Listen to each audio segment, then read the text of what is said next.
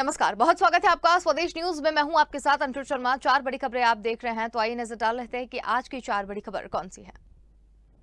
पहली बड़ी खबर मिलेंगे जहां पर एमपी स्टार्टअप नीति का शुभारंभ 13 मई को होने जा रहा है। कार्यक्रम में वर्चुअली शामिल होंगे प्रधानमंत्री नरेंद्र मोदी। सीएम शिवराज सिंह चौहान जारी करेंगे चुनिंदा स्टार्टअप्स की सफलता की कुंजी। दूसरी बड़ी खबर मिलेंगे जहां पर सीएम योगी आज मेरठ को कई सौगातें देंगे। 6,671 करोड़ की परियोजनाओं का लोकार्पण और शिलान्यास करेंगे। आयोजनों में शामिल भी होंगे। चारधाम यात्रा को लेकर धामी सरकार लगातार कर रही है मंथन। आज नागरिक उड्डयन विभाग के अधिकारियों के साथ बैठक करेंगे सीएम धामी। हवाई सेवाओं को लेकर भी करेंगे समीक्षा।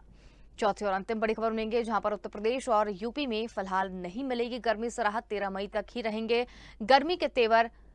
14 मई से मौसम में घुलेगी ठंडक।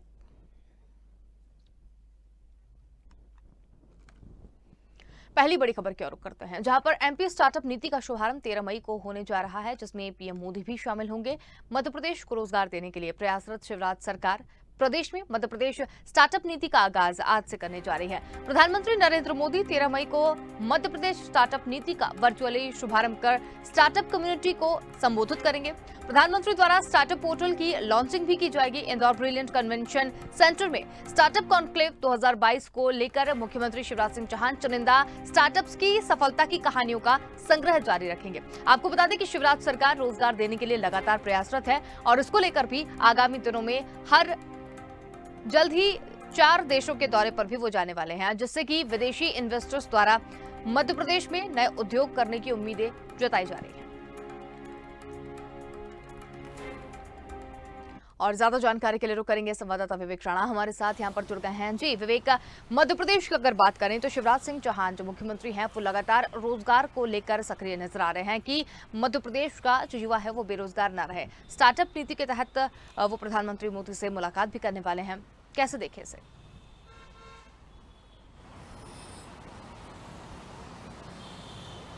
बिल्कुल अंशुल, मध्य प्रदेश के युवाओं के लिए एक बड़ी खुशखबरी है कि मध्य प्रदेश में 13 मई को स्टार्टअप नीति है उसका आगाज होने जा रहा है, जिसके चलते देश के प्रधानमंत्री नरेंद्र मोदी वर्चुअल जुड़कर ये पूरे जो स्टार्टअप नीति कार्यक्रम है उसमें जुड़ेंगे। साथ ही इस कार्यक्रम के दौरान स्टार्टअप जो नीति है उसको लागू करने के लिए उसका शुभारंभ भी वर्चुअल करेंगे। साथ ही स्टार्टअप नीति जो एप्लीकेशन है उसका भी कहीं ना कहीं शुभारंभ किया जाएगा। मध्य प्रदेश के मुख्यमंत्री शिवराज सिंह चौहान इस कार्यक्रम में मौजूद रहेंगे। मगर पूरे मध्य प्रदेश की बात की जाए तो प्रदेश सरकार लगातार मध्य प्रदेश के युवाओं को रोजगार दिलाने के लिए लगातार तमाम योजनाएं ला रही। लगातार फोकस है मध्य प्रदेश के युवाओं को जल्दी से जल्दी ज़्यादा से ज़्यादा युवाओं को रोजगार मिले, जिसके चलते मध्य प्रदेश में लगातार रोजगार मेला भी लगाया जा रहा है महीने के पहले दिन में। और अब बात की जाए मध्य प्रदेश में स्टार्टअप नीति की, तो जिस प्रकार से स्टार्टअप नीति मध्य प्रदेश में लागू हो जाएगी तो कहीं ना कहीं जो युवा वर्ग के जो लोग हैं उनको कहीं ना कहीं बिजनेस खोलने के लिए एक नई सुविधा मिलेगी और नई नीति के तहत उनको नई जो नियम कानून है व्यापार खोलने का उसका कहीं ना कहीं जो लाभ है उनको मिलता हुआ नजर आएगा। जी अंशुल। बिल्कुल, लेकिन युवाओं को लेकर स्टार्टअप नीति पर यहाँ पर बातचीत की जा रही है, तो अगर इसकी रणनीति की बात करें विवेक, तो किस तरीके से इसकी रणनीति रखी गई है, किस तरीके से युवाओं को स्टार्टअप नीति से जोड़ा जाएगा?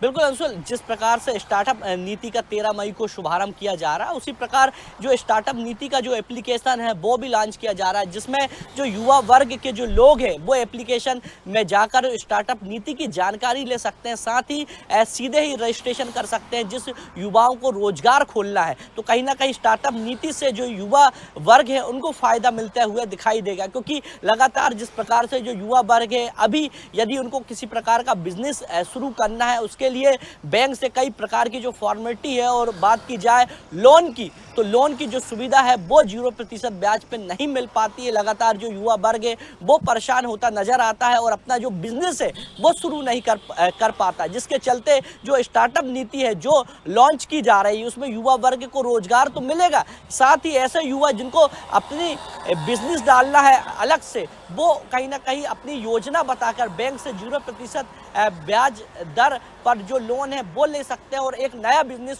शुरू कर सकते हैं। क्योंकि मध्य प्रदेश की यदि बात की जाए अंशुल, तो मध्य प्रदेश में 2023 का विधानसभा चुनाव है और कांग्रेस की यदि बात करें तो लगातार कांग्रेस 2018 में भी रोजगार का जो मुद्दा है उसको लेकर कहीं ना कहीं 2018 का विधानसभा चुनाव कांग्रेस लड़ी थी। इसी प्रकार 2023 के चुनाव में विपक्ष ने 2023 के चुनाव में जो रोजगारी का मुद्दा है उसको कहीं ना कहीं अपनाने की जो कोशिश है वो शुरू कर दी है, जिसके चलते अब भारतीय जनता पार्टी की सरकार चाहती है कि जो रोजगार का मुद्दा है वो मुद्दा ना बने, जिसके लिए प्रदेश सरकार पूरा रोजगार के मुद्दे को लेकर पूरी तरह फोकस है। जी बिल्कुल विवेक, एमपी स्टार्टअप नीति की शुरुआत 13 मई से होने जा रही है और इस कार्यक्रम को भी काफी बढ़ा चढ़ाकर बताया जा रहा है। तो रोजगार पर सरकार का फोकस है। आने वाले चुनाव में क्या लगता है आपको, जिस तरीके से विपक्ष लगातार दबाव बनाते हुए नजर आ रही है कि बेरोजगार है युवा, सरकार ने रोजगार के लिए कुछ नहीं किया है, तो क्या इन सब चीजों को भी इस चीज से जोड़ा जाए?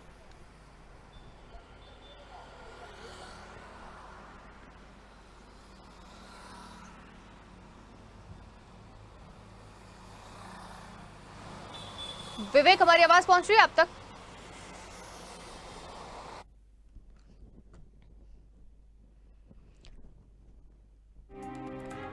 तो रोजगार पर सरकार का फोकस नजर आ रहा है। प्रधानमंत्री नरेंद्र मोदी स्टार्टअप नीति शुरू करने जा रहे हैं। प्रधानमंत्री द्वारा की जाएगी स्टार्टअप पोर्टल की लॉन्चिंग, जिसमें इंदौर ब्रिलियंट कन्वेंशन सेंटर में स्टार्टअप कॉन्क्लेव 2022 का भी आयोजन किया जाएगा।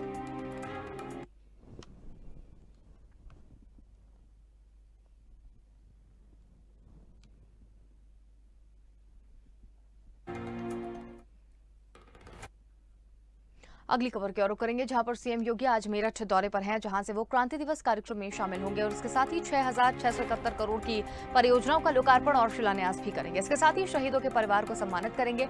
आपको बता दें कि मुख्यमंत्री आज कैबिनेट की बैठक के बाद दोपहर में मेरठ के लिए रवाना होंगे। सीएम योगी राजकीय स्वतंत्रता संग्राम संग्रहालय और विक्टोरिया पार्क में क्रांति दिवस पर आयोजित कई कार्यक्रमों में हिस्सा लेंगे। 1857 की क्रांति के अग्रदूत शहीद कोतवाल धन सिंह गुर्जर की प्रतिमा पर माल्यार्पण करेंगे।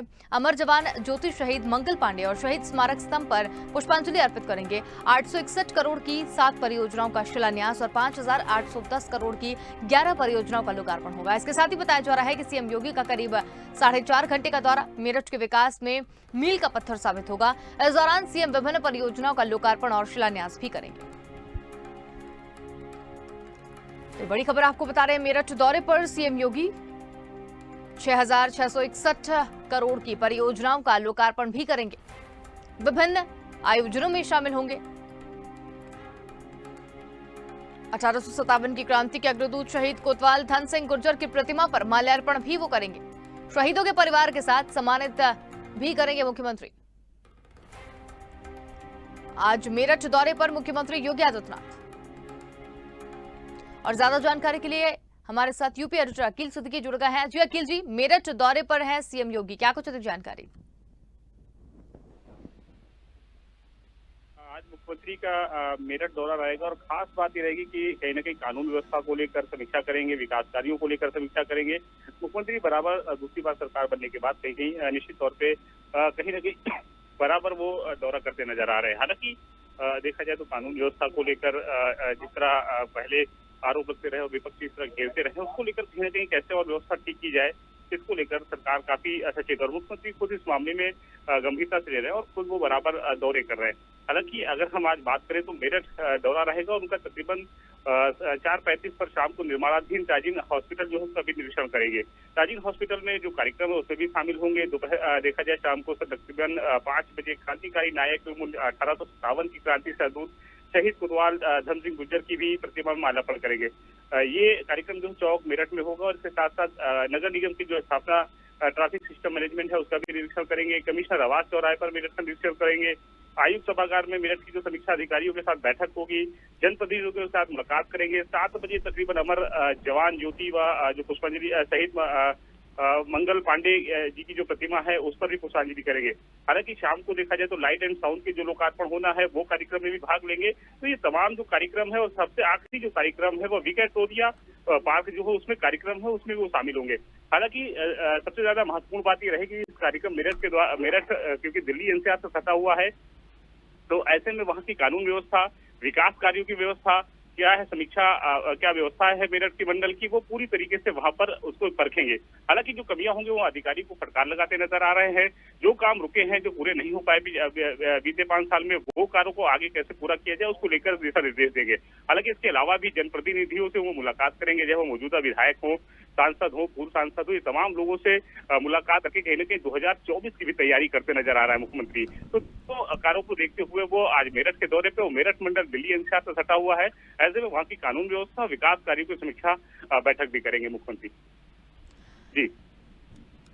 बिल्कुल अखिल जी, लेकिन इसके साथ ही वो कई और दौरे भी करते हुए नजर आ रहे हैं और करोड़ों की सौगात भी आज वो मेरठ को देने वाले हैं, ऐसी खबर भी निकलकर सामने आ रही है। निश्चित तौर पे देखिए, मुख्यमंत्री चाहते हैं कि आखिरी पायदान पे जो व्यक्ति खड़ा है उसका विकास कैसे हो। हालांकि देखिए 5 साल सरकार रहने के बाद पुनः दोबारा मुख्यमंत्री योगी आदित्यनाथ की सरकार आई है, तो ऐसे में मुख्यमंत्री भी चाहते हैं कि हमने सरकार चलाई है, अब जो कार्य हम उन 5 सालों में जो समय सीमा थी वो नहीं पूरा कर पाए हों, जो काम अधूरे रह गए थे उसे पूरा करना है। और जो है वो दिल्ली एनसीआर तथा जो जिले हैं, चाहे वो मेरठ मंडल हो, गाजियाबाद हो, ये तमाम शाहजहांपुर हो, ये तो तमाम जो एनसीआर से सटा हुआ है उस पर भी वो समीक्षा कर रहे हैं कि विकास का वहाँ तेजी से हो, डेवलप होगा तो कहीं ना कहीं उत्तर प्रदेश आगे बढ़ेगा। पर्यटन को लेकर सबसे ज्यादा फोकस मुख्यमंत्री कर रहे हैं, जहां हर जिले को 1 डिस्ट्रिक्ट 1 प्रोडक्ट पर सबसे ज्यादा काम किया जा रहा है, उसको लेकर भी वो कहीं ना कहीं सचेत रहते हैं। तो ऐसे में निश्चित तौर पे 1 डिस्ट्रिक्ट 1 प्रोडक्ट को, हर जिले में अगर 1 डिस्ट्रिक्ट 1 प्रोडक्ट को बहुत बेहतर किया जाएगा तो वहाँ के लोगों को रोजगार मिलेगा, लोगों को अपने परिवार छोड़कर बाहर नहीं जाना पड़ेगा। तो इस पर सबसे ज्यादा फोकस मुख्यमंत्री का रहा है, ये होगा। इसके अलावा चाहे वो कानून व्यवस्था की हो, चाहे वो समीक्षा विकास कार्यों को लेकर रहा हो, जनप्रतिनिधियों से मुलाकात करके संगठन को मजबूत करना हो, सरकार को मजबूत करना हो, 2024 के चुनाव हो, चाहे आने वाले नगर निगम का चुनाव हो, तो उसको भी देखते हुए मुलाकात भी करते न है। चाहे वो अब मेरठ का बात हम करें, चाहे झांसी की बात करें, चाहे ललितपुर 2 दिवसीय दौरे पे रहे हैं, इससे पहले तमाम जिलों में रहे, तो वो उनका अब जिस तरह पहले भी चुनाव से पहले देखिए वो हर जिलों का वो दौरा करते रहे, समीक्षा करते रहे, ऐसे फिर से उन्होंने शुरुआत की है और अपने मंत्रियों से, मौजूदा मंत्रियों को अलग अलग प्रभारी बनाए गए हैं, चाहे वो मंडल स्तर हो, चाहे वो जिले स्तर हो, सबको अलग रखा गया है। सोमवार, मंगलवार और बुधवार, ये 3 दिन के अंदर लोगों को, मंत्रियों को अपने सचिवालय में रहना है। इसके अलावा सबको अपने अपने क्षेत्र में जाकर, जहां जाके प्रभारी बनाए गए हैं, वहां पर जाके जनप्रतिनिधियों, वहां की जो जनता है उनकी समस्याओं को भी सुनेंगे, विकास और जो अपने क्षेत्र का विकास है वो करेंगे। कहीं ना कहीं समय अब कम सचिवालय में देना है, सबसे ज्यादा फील्ड में देना है। तो ऐसे ही वो क्षेत्र में विकास के कार्य को लेकर वो मुख्यमंत्री खुद दौरे कर रहे हैं जिले में। तो ऐसे कहीं ना कहीं एक डर जो अधिकारियों में है, नेताओं में है, मंत्रियों में है, विधायकों में भी बना हुआ है कि मुख्यमंत्री कभी भी किसी भी जिले में जा सकते हैं, समीक्षा कर सकते हैं। तो इसको लेकर अधिकारी भी जो विकास कार्य के हैं उसको पूरा भी करते नजर आ रहे हैं और अधिकारियों को जहां लापरवाही हुई है उसे फटकार लगाते हुए मुख्यमंत्री नजर आते हैं।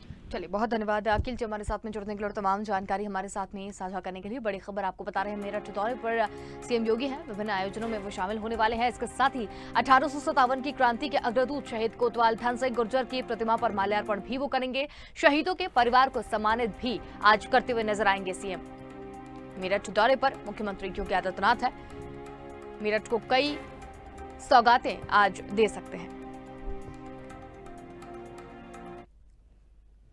अगली खबर की ओर बढ़ेंगे, जहां पर चारधाम यात्रा पर सीएम धामी का मंथन जारी है। उत्तराखंड में चारधाम यात्रा को लेकर शासन प्रशासन एक्शन मूड में नजर आ रहा है। यात्रियों की सुविधाओं के लिए सरकार ने सभी जरूरी व्यवस्थाएं की हैं। इसके साथ ही प्रशासन को मुस्तैदी से यात्रा स्थल पर रहकर यात्रियों की मदद करने के भी निर्देश दिए गए हैं। इसके साथ ही राजधानी में बैठकर सीएम धामी चारधाम यात्रा पर नजर बनाए हुए हैं। मुख्यमंत्री पुष्कर सिंह धामी हवाई यात्रा को लेकर सड़क मार्ग और व्यवस्थाओं की लगातार जानकारी ले रहे हैं। इस बीच आज सीएम नागरिक उड्डयन विभाग की बैठक लेंगे, जिसमें वो अधिकारियों के साथ हवाई यात्रा की समीक्षा करेंगे और जरूरी दिशा निर्देश भी देंगे।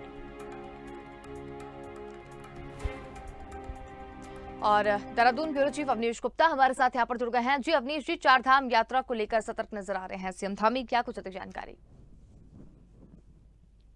की करें, पहले से ही चारधाम यात्रा को सुचारू करने के लिए जो है एक चुनौतीपूर्ण बात थी है, जिसको लेकर खुद सूबे के मुख्यमंत्री से लेकर तमाम अधिकारी वहां पे मॉनिटरिंग कर रहे थे। अब जिस तरीके से चारधाम यात्रा शुरू हो गई है और उसको जो है किसी भी तरीके से जो है यहाँ पे कोताही बरतने के मूड में सरकार दिखाई नहीं दे रही है।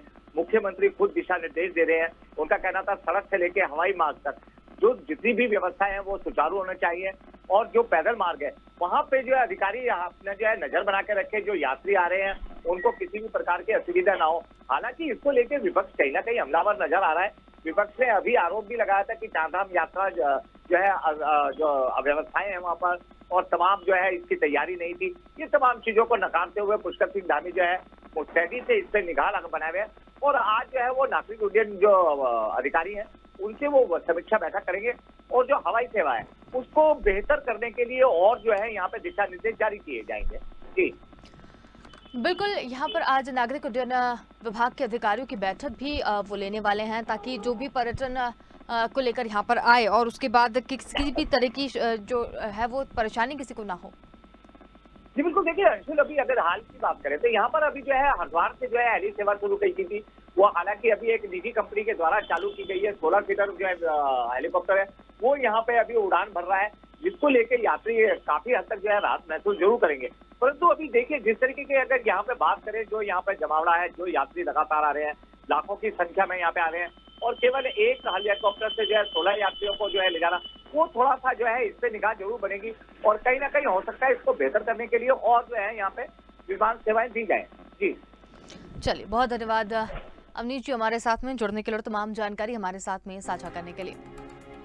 चारधाम यात्रा पर सीएम का मंथन। चारधाम यात्रा में व्यवस्थाओं को लेकर लगातार समीक्षा कर रहे हैं सीएम धामी। व्यवस्था सुचारू रखने के लिए जिला और पुलिस प्रशासन को भी सख्त निर्देश देते हुए नजर आ रहे हैं। चारधाम यात्रा को लेकर धामी सरकार लगातार मंथन कर रही है। अगली खबर की ओर रुख करेंगे, जहां पर फिलहाल अभी गर्मी से राहत मिलती हुई नहीं नजर आ रही है। उत्तर प्रदेश और मध्य प्रदेश में फिलहाल गर्मी से राहत के आसार देखने को नहीं मिल रहे हैं। मौसम विभाग ने ये चेताया है कि 11, 12 और 13 मई को आधे मध्य प्रदेश में गर्मी बढ़ेगी, लेकिन 14 मई से तापमान में लगातार गिरावट आनी शुरू हो जाएगी। ये स्थिति 24 मई तक रहेगी। हालांकि इसके बाद कुछ दिन तक तापमान में हल्की बढ़ोतरी हो सकती है। केरल में मानसून के दस्तक देते ही मध्य प्रदेश में प्री मानसून की बारिश शुरू हो जाएगी। उधर उत्तर प्रदेश में भी मौसम का यही हाल रहने के आसार हैं। आपको बता दें कि मध्य प्रदेश के अधिक तपन वाले जिलों में लोगों से दोपहर में घर से निकलने की मनाही की गई है। तो ये बड़ी खबर आपको बता रहे हैं, जहां गर्मी से फिलहाल राहत मिलती हुई नहीं नजर आ रही है। उत्तर प्रदेश और यूपी में गर्मी से राहत नहीं मिलेगी। 13 मई तक गर्मी के तेवर यही रहने वाले हैं। आपको बता दें कि तापमान जो है वो 43 से 45 डिग्री सेल्सियस के बीच बना हुआ है, जिससे आम जनजीवन भी कहीं ना कहीं प्रभावित होता हुआ नजर आ रहा है। और अगर लोगों के स्वास्थ्य की बात करें तो गर्मी हलाकान करने वाली है, जिससे मरीजों की संख्या भी कहीं ना कहीं बढ़ती हुई नजर आ रही है। और ज्यादा जानकारी के लिए हमारे साथ संवाददाता अविरल अग्निहोत्री यहाँ पर जुड़ गए हैं। जी अविरल, अगर गर्मी की बात करें तो इस समय गर्मी अपने चरम पर है और ये भी कहा जा रहा है कि आने वाले दिनों में अभी फिलहाल गर्मी से कोई राहत मिलती हुई नजर नहीं आ रही है।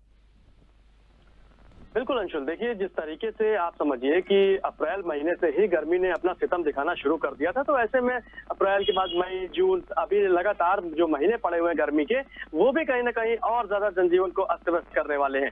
आप ये समझिए कि इस समय जो तापमान है वो कहीं ना कहीं जनजीवन को अस्त व्यस्त करता हुआ नजर आ रहा है। लोग रोजमर्रा की जो जिंदगी है उन्होंने अपने समय को शॉर्ट कर दिया है। कहीं ना कहीं जो दोपहर में निकलते थे तो अब दोपहर में निकलना कम से कम कर दिया है, और अब सुबह और शाम के समय में ज्यादातर लोग निकल रहे हैं। हालांकि देखिए जिस तरीके से जो हीट स्ट्रोक की बात की जा रही है, तो हीट स्ट्रोक भी लोगों को लगता हुआ नजर आ रहा है। ऐसे में लोग अस्पताल पहुंच जाते हैं, बीमारियां बढ़ रही है। तो डॉक्टरों ने साफ तौर पर कहा है कि अगर हो सके तो धूप को अवॉइड कर दीजिए। अभी हालांकि कोई भी किसी तरीके से कोई राहत मिलती हुई नजर नहीं आ रही है। हालांकि आप ये देखिए कि लगातार जो पारा था वो कहीं 45 के ऊपर भी लगातार चला जा रहा था, लेकिन उसके बाद अब आप समझिए कि कहीं ना कहीं हल्के फुल्के बादल जो है, ठंडी हवाएं कहीं ना कहीं से चल जाती हैं, तो लोगों को काफी राहत मिलती है। हालांकि इस बार देखिए आप जो गर्मी की अगर बात करें, गर्मी में इस समय लगातार जो बिजली की कटौती रही वो उससे कहीं ना कहीं जनजीवन अस्त व्यस्त रहा, प्रभावित रहा। हालांकि मुख्यमंत्री योगी आदित्यनाथ ने इस पर लगातार नजर बनाई हुई थी कि किस तरीके से गर्मी में बिजली की कटौती को रोका जाए, जिससे कि लोगों को सुकून से नींद आ पाए। ऐसे में अब आप समझिए कि जिस तरीके से लोग कहीं ना कहीं जो 11 बजे 12 बजे के आसपास निकलते थे फील्ड के लिए, तो अब वो लोग जल्दी ही सुबह निकल रहे हैं, 7 बजे के आसपास निकल जाते हैं और तमाम काम खत्म करके वो अपने धूप से बचाव करते हुए नजर आते हैं। और फिर उधर शाम के समय में काम करते हैं, जो तमाम जो रोजमर्रा में जो फील्ड वर्क के लोग हैं वो करते हैं।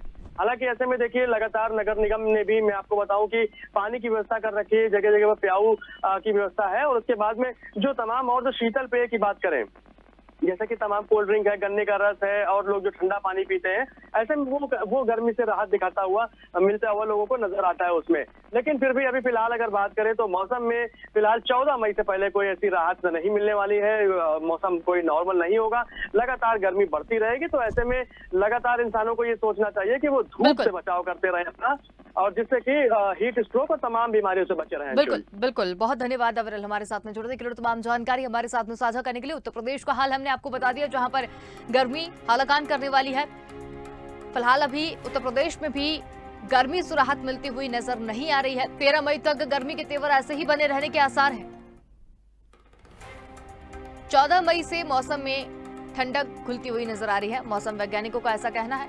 वहीं अगर बात मध्य प्रदेश की करें तो 45 डिग्री सेल्सियस के पार तापमान यहां पर चल रहा है। मध्य प्रदेश के हाल भी बेहाल है। गर्मी को लेकर जनजीवन काफी अस्त व्यस्त नजर आ रहा है।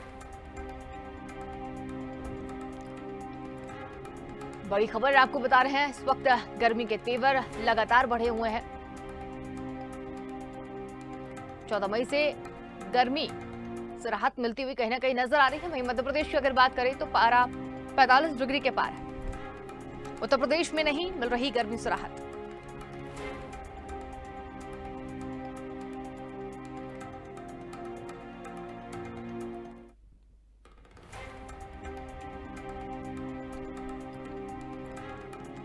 ये बड़ी खबर आपको बता रहे हैं, गर्मी से राहत मिलती हुई नजर नहीं आ रही है।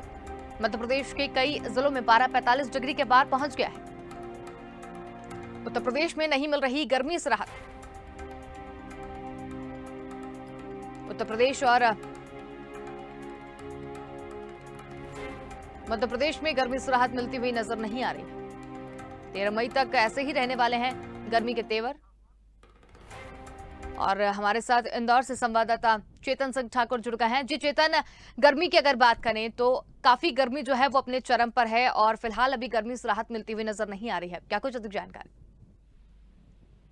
तरीके से लगातार जो तपन है और जो गर्मी है वो लगातार बढ़ रही है। बता दूं कल जो 41 डिग्री तापमान था और बढ़ते बढ़ते दोपहर तक 44 तक पहुंच गया। बता दूं कि जो पाकिस्तान का जो रेगिस्तान वाला इलाका है वहां से काफी गर्म हवाएं आ रही, जिसके चलते प्रदेश के अंदर काफी गर्मी का गर्म तापमान हो चुका है। और बता दूं जिस तरीके से पश्चिम बंगाल की अगर बात कर ले तो पश्चिम बंगाल के अंदर चक्रवात हो रहा है, जिसकी वजह से भी यहाँ प्रदेश के अंदर गर्म हवाएं आ रही है, जिसके चलते आप बता दूं कि लगातार जो तापमान बढ़ रहा है, पारा बढ़ रहा है। पारा लगातार 41 डिग्री से 44 डिग्री तक पहुंच गया था। और कल बता दूं प्रदेश के अंदर लगातार अगर बात कर ले खरगोन की तो खरगोन पे करीब 44 डिग्री पहुंच चुका था। और रतलाम की बात कर ले तो वहां 46 डिग्री पहुंच चुका था। और इंदौर की बात कर ले तो इंदौर में 42 करीब तापमान पहुंच चुका था। और लोगों के घर की बात कर ले तो लोगों का कहना था इतनी जो भयंकर गर्मी और भयंकर जो तपन है हमने कई वर्षों बाद देखी है। तो लगातार अगर बात कर ले तो मौसम वैज्ञानिकों का कहना है कहीं ना कहीं ये साफ तौर पर अभी तापमान और बढ़ेगा। और बता दूं कि वे 12, 13 और 14 के बाद के बाद ही कहीं ना कहीं लोगों को राहत मिलने के यहाँ पर आसार नजर आ रहे हैं। और बता दूं कि जिस तरीके से बड़े आयोजन आप देख रहे हैं प्रदेश के अंदर हो रहे हैं, धार्मिक आयोजन हो रहे हैं, विवाह भी हो रहा है। बता दूं कि विवाह स्थल पर भी लोगों को देख रहे हैं कि काफी तपन हो रही है। और बता दूं जिस तरीके से लोग जो रोजमर्रा की जिंदगी जीते हैं तो उनके लिए खासी मुश्किलों का सामना करना पड़ रहा है। उनको जाते वक्त तो सुबह आप देख रहे होंगे कि उनके साथ वो नींबू पानी भी ले जा रहे हैं, ठंडा पानी भी ले जा रहे हैं। पर दोपहर की अगर बात कर ले तो 12 से 3 बजे का जो समय रहता है तो लोगों को ऐसा लगता है कि आग लग चुकी है आपके आसपास। तो ये बड़ी सावधानी बरतने वाली बात होगी कि लोगों में बीमारियां भी हो रही है। और बात कर लूं कि 3 बजे बाद जिस स्थिति होती है तो प्रदेश के अंदर प्रदेश सरकार ने अभी अलर्ट कर दिया गया कि जहां पर अगर ज्यादा गर्मी है तो लोग अपने घरों से नहीं निकलें। तो अगर लोग अपने से घरों से नहीं निकलेंगे तो बता दूं कि अंशुल और रोजमर्रा की जिंदगी उस पर भी कहीं ना कहीं असर देखने को मिलेगा। तो बता दूं कि जो स्थिति अभी फिलहाल स्थिति वो राहत की नहीं है। 12, 13 और 14 के बाद कहीं ना कहीं प्रदेश के अंदर जो थोड़ी बहुत गर्मी कम होगी तो राहत मिलेगी। और 14 मई के बाद बता दूं तो कहीं ना कहीं मानसून आएगा। उसके बाद कहीं ना कहीं प्रदेश के अंदर हम देखेंगे कि ठंडक लोग महसूस करेंगे। जी अंशुल। बिल्कुल चेतन, बहुत धन्यवाद हमारे साथ में जुड़ने के लिए, तमाम जानकारी हमारे साथ में साझा करने के लिए। तो गर्मी से फिलहाल राहत मिलती हुई नजर नहीं आ रही है। मध्य प्रदेश के कई जिलों में पारा 45 डिग्री के पार पहुंचा है। वही अगर उत्तर प्रदेश की बात करें तो अभी गर्मी से राहत वहां भी नहीं मिल रही है। 14 मई के बाद ठंडक घुलेगी। और फिलहाल के लिए इस बुलेटिन में इतना ही। देखते रहिए स्वदेश न्यूज की सबसे पहले देश।